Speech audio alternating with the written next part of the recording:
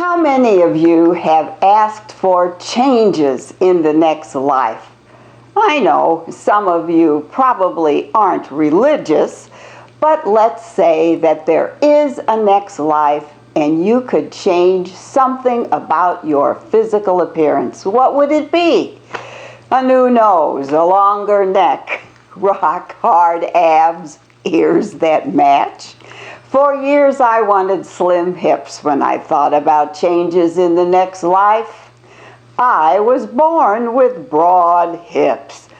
When I once complained to my mother about my hips being larger than others in my class, she told me, "Don't worry about your hips, dear. You have a good personality." What? So I hauled around my larger hips and dreamed of centuries past when generous girls were the subject of beautiful paintings. Then again, I also spent time envying my classmate, cute Ann Worthmiller, who developed early, had an athletic body, and had more boys ready to be her friend than she could count. In the 50s, I bought ironclad girdles to squeeze me so tight circulation almost stopped. Yep, I walked like a duck, but even I could wear a tight skirt. Because I had a flat stomach from the side, I even looked quite thin. Though, meeting a new boy and standing sideways for an evening was sort of a deal breaker. Other than my personality, I was told my broad hips were perfect for childbearing. Great. At 14, that was no consolation. As it turned out, I married late, and my wonderful childbearing hips were good for not much more than complaints about the narrowness of airline seats. But in the 60s, thank God for Chubby Checker and the twist.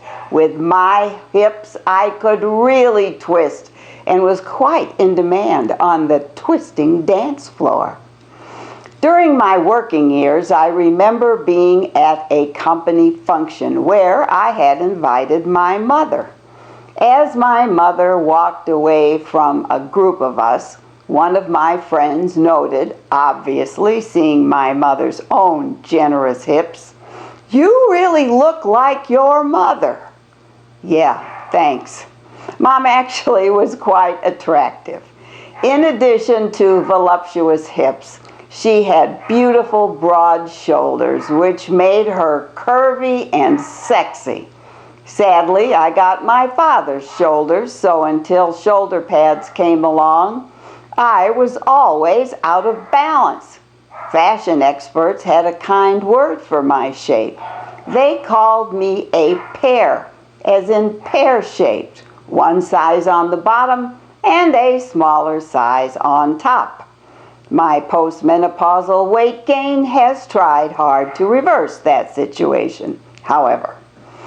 I am rather grateful to the hip-hop community, though. They seem to love large posteriors, and they have a nice word for them, booty. The Kardashians, of course, have a perky booty, which I frankly never had. I am more like what those guys from South Pacific said, broad where a broad should be broad. However, I think they were talking about Marilyn Monroe, not me. And wouldn't we all have loved to have Marilyn's shape? Incidentally, my booty is attached to somewhat generous legs. Not long, thin, muscular legs, not for me. I am rather fleshy in the leg department, so when I talk about the next life, I always add slim hips and long, lean legs. Fast forward to 2015. Many of my friends have had hip replacement surgeries. My hips are working fine. Should I now have new respect for my hips? Probably. And one other bit of good news. Stay tuned, I'll get to it. My husband and I recently have had 2 beagle dogs. Sadly, not long ago, one of the beagles was diagnosed with cancer. We love having 2 dogs keeping each other company, so we adopted a small Chihuahua to be the second dog after we would lose the other dog, which we did weeks later. The new dog's name at the ASPCA was Twinkle, and because I personally picked up the dog, the paperwork read Twinkle Taylor. My husband hated the name. "So, what would you name her?" I asked.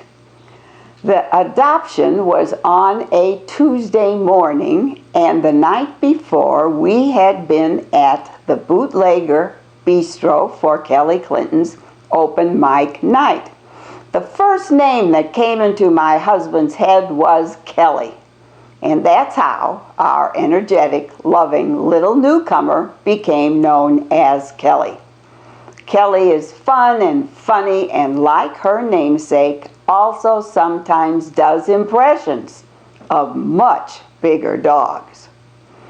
We adopted a Chihuahua because our friend Alice has a Chihuahua, and we babysat her dog for a week not long ago. We fell in love with that darling lap dog, so after decades of beagles, a Chihuahua became our dog of choice. Alice recently was part of a garage sale I participated too, and Alice brought her Chihuahua to enjoy the activity. Like during the babysitting days, that dog leaped into my lap and snuggled.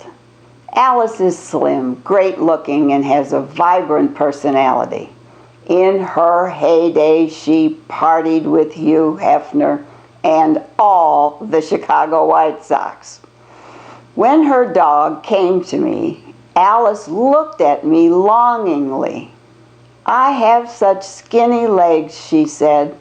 "I guess my dog finds me uncomfortable.